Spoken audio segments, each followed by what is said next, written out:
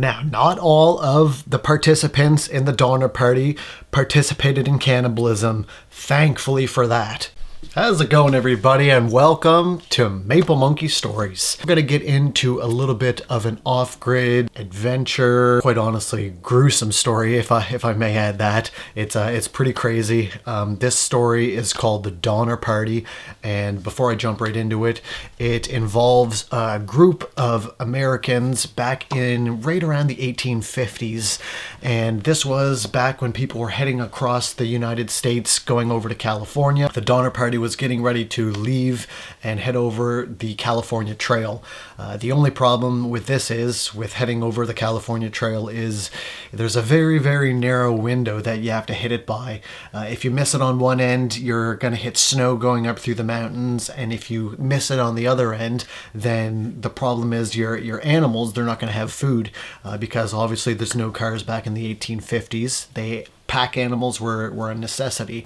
So if you missed it, if you left too soon, the grass and the flowers and all the clovers and everything that grow in the fields that the pack animals eat, that's not going to be grown, so your animals aren't going to have any food for them. And if you leave too late, then you're going to be cutting it getting close to winter, where you're going to be going over the California mountains, and it's just going to be snowstorms, and it may actually be impassable. So there's a very fine line, very fine window that you have to hit to get on the California Trail. They say that the sweet spot for getting onto the trail is around mid to late April, but for whatever reason, the Donner Party didn't get away around then, though. They got off around May 12th. So they were about a month away from that prime location, that prime time to get started to going across the California Trail. They were the last pioneer train to leave in the spring of 1846, and since they left about a month past when they should have, then that means they absolutely had almost no margin for error. They had to absolutely hit everything with pinpoint accuracy, going through all the states and all the parts of the trail. One of the immigrants wrote, "I am beginning to feel alarmed at the tardiness of our movements and fearful that winter will find us in the snowy mountains of California." So even he had his doubts about how late they left in the trail. Even he thought that they might get caught in the snowy peaks going through the mountains of California at the time. After reaching Wyoming, most of the California-bound travelers would swoop up north and take that northward route through Idaho before coming back down south through the bottom of Nevada. But in 1846, there was a dishonest guidebook author by the name of Lanford Hastings who promoted his own guidebook, which speculated that there was a faster, quicker route that supposedly offered a more faster, more direct, straighter route through the Wasatch Mountains and going through the Salt Lake Desert. There was just one problem with this supposed shortcut in the Hastings cutoff that it was named. No one has ever traveled it with wagons, not even Hastings himself. The Donner Party has multiple wagons and multiple horses, so they're already invested. They have to go through this pass. They have to be the first ones to see that it's even actually doable and feasible to go through this with their wagons and their horses. There was an experienced mountain man in the journey named James Kleiman, and in the end, they did not take his advice, and there was about 20 wagons in this party, and they all ventured off, and they went the way of the Hastings Pass, even though that he said that they shouldn't go this way. Obviously, this decision proved disastrous. When they got onto the trail, there was absolutely no trail to begin with. They found that they had to blaze the trail themselves, cutting down trees as they go to actually form the trail itself. Not only did they have to blaze their own trail and cut down the trees, when they were crossing the Salt Lake Desert, the 5-day journey that it was to cross it, pretty much all of them nearly died of thirst and starvation crossing this desert. At insult to injury, the Hastings shortcut was definitely not a shortcut in the least bit. It actually ended up adding another month onto the Donner Party's trip across to the California Trail. Now, despite the Hastings cutoff debacle, most of the pioneers actually did make it to the slopes of the Sierra Nevada mountains right around November of 1846. They literally only had about 100 miles left on their journey, but before the pioneers could bring all 20 of their wagons across the mountains. Literally that same night, they got hit with a huge snowstorm, and it dumped 2, 3, 4 feet of snow down on the ground, snowing them all in, snowing in the mountains, literally right as soon as they got there. A day earlier, the mountain pass roads were super easy, definitely passable, but within just the snap of a finger, now they're icy roadblocks, and the Donner Party had to retreat to a nearby lake. They retreated to Truckee Lake, where they would end up staying there to try and wait out the winter in their cabins and their tents that they had. Now, since they're already a month behind in their journey than what they planned, most of the travelers' supplies, livestock, food, and water is already gone. By this point, we've already had some deaths, and even more people starting to die from the elements and starvation and everything that encompasses from that. Like most pioneer trains back in the day, most of them were filled with young people, kids and young adults. There was 81 people in the Donner Party's kind of pioneer train going across the California Trail. So of the 81 people that were on the Donner Party, there was about 40 or so that were below the age of 18. Most of the people on the Donner Party were kids and small infants. On December 16th, 1846, after a month at being stranded by the snow at Truckee Lake, the Donner Party decided to get 15 of its strongest individuals and send them out on snowshoes to see if they could find help or if they could find the closest town and then rescue everybody else to come back. But after wandering the frozen wasteland for maybe around a week, they were starving and left on the verge of death. All in all, there was no food around, so what they did is they resorted to cannibalism.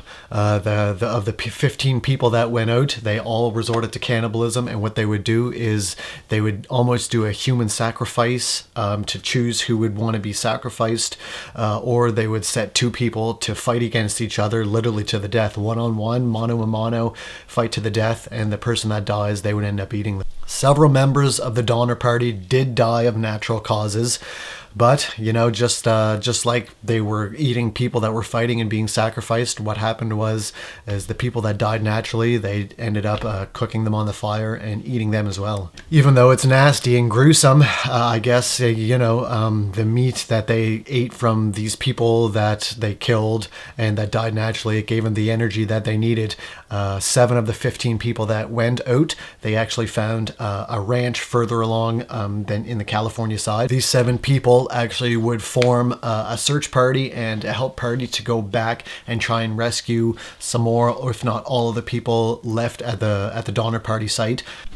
Historians would later dub their desperate hike as the Forlorn Hope. During the Forlorn Hope expedition, the hiking party included 2 Indians named Salvador and Luis. Both of these people had joined up with the Donner Party just shortly before that they had gotten snowbound and stuck in the snow. The natives did not participate in the cannibalism, and in fact they actually were scared that when the actual food ran out for the other people, that they too would become kind of meat on the menu. So they ran off and fearful for their life that they were going to be eaten. The rest of the people from the expedition that were there from the Forlorn Hope hike, they went out and they found them. They found Luis and Salvador about 4 days later. They were both exhausted, completely exhausted, lying in the snow. There was a guy that was part of the hike as well. His name was William Foster, and he went up, loaded his gun, put it to their heads, and shot each of them dead.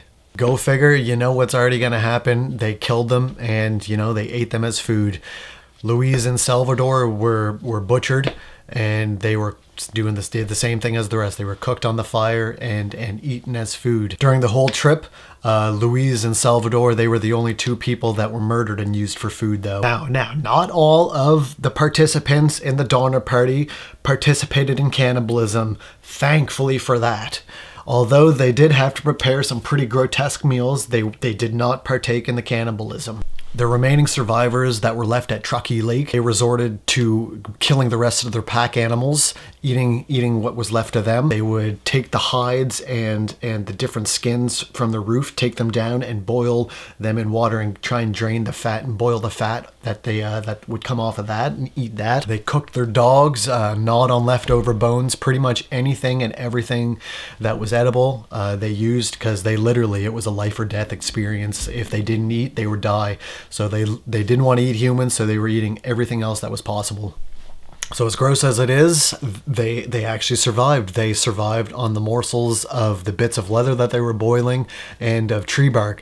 They survived until the rescue team actually made it to them in 1847, right around February, March time. Now, as you can imagine, with them being stranded and malnourished, not a lot of the survivors had enough energy to do the treacherous hike out. So what actually happened was the people that had perished and frozen, they were actually forced to eat the frozen people as well. So people that didn't want to partake in cannibalism before were almost forced to partake in it now. And it's said roughly that about 50% of the Donner Party people actually did partake in eating people and partaked in cannibalism.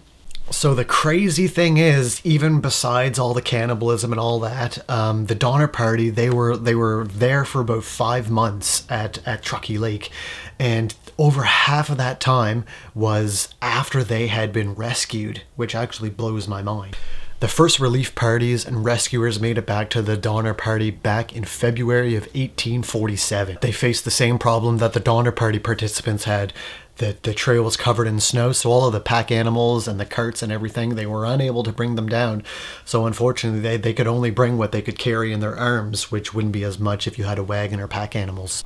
Like I had mentioned, many of the immigrants were too weak to travel, malnourished, didn't have a lot of energy, and a lot of them perished on the walk out to the mountains. More than 2.5 months and 4 relief teams were needed to help shepherd the survivors of the Donner Party back into civilization. There was one last man to be rescued, and his name was Louis Kesberg. He was a Prussian pioneer who was found in late April of 1847. He was supposedly found half mad and surrounded by all of the corpses of his cannibalized comrades. Kesberg was later accused of killing his companions for food, but all in all, the charges, they were never proven, so he was never charged. Perhaps the most famous person of the Donner Party was a big burly man named John Stark, and he was a part of the third rescue efforts. In early March of 1847, he and 2 other rescuers stumbled upon 11 survivors that were left in the woods in the mountains by a different relief group. Most of these 11 people were small children, so the other 2 rescuers that Stark was with, they each grabbed a child and started hoofing it down the slope, running to get them as fast down as possible to be able to get back up and help Stark bring more people down. But Stark, he didn't want to leave anybody behind. He knew that they were already there for a super long time, and that chances are maybe that if he left somebody, that they might get lost and they wouldn't be found again. He didn't want to take that chance. He grabbed the kids, rallied the adults, and started rallying them to move just single-handedly. What he would do is he would grab 2 of the children, 1 in each arm, run with them for a couple yards, throw them on the ground, run back, pick up 2 more children, do the same thing, and then do that each time, bringing them slowly up to one another. He did that grueling process of picking up kids, running them a few yards, dropping them, going back and picking up more the whole way down the mountain. And he eventually led all the 9 people that were left in charge of him all the way down the mountain to safety. Speaking with one of the survivors of the incident years later, he accredited his survival to 3 people: God, Stark, and the Virgin Mary. Of the 81 people that were in the Donner Party's expedition in the winter in the Sierra Nevada mountains, only about 45 managed to walk out alive. There was 15 solo travelers, and there was only 2 that would survive to the end and make it to be able to get rescued. There were about a dozen families that made up the wagon train of the pioneers going to the California Trail, and by the end of it, only 2 families, by God's grace, got out lucky where they didn't lose anybody. It was the Reeds and the Breens. They were the only 2 families with the Donner Party that managed to get out with all of their family members still intact. I couldn't even imagine going through that ordeal, the decisions that you would have to make, dealing with cannibalism, if you're going to eat people, getting snowed in, trying to get rescued, being rescued, and then still having to find the energy to make it to the mountains, to get down to the other side. Oh, just crazy. I could only imagine. So that's the story of the Donner Party. Super, super crazy story. I read this the first time and I'm like, wow, that is absolutely crazy. Back in the 1800s, this wagon party and all the cannibalism, and I can only imagine what it was actually like when you were there. Probably just super, super crazy, gruesome times. Anyway, there's going to be more stories here on the channel. I'm going to be shooting for at least once a week. Hopefully more coming up here soon. If you want to check out my TikTok, I've been posting different videos as well, shorter stories and more interesting, unique, and different things like that. So muchly appreciate you checking out this video. And I think this is like the 3rd video on the channel. So muchly appreciated. If you like it, give it a big thumbs up and follow along for more. Cheers.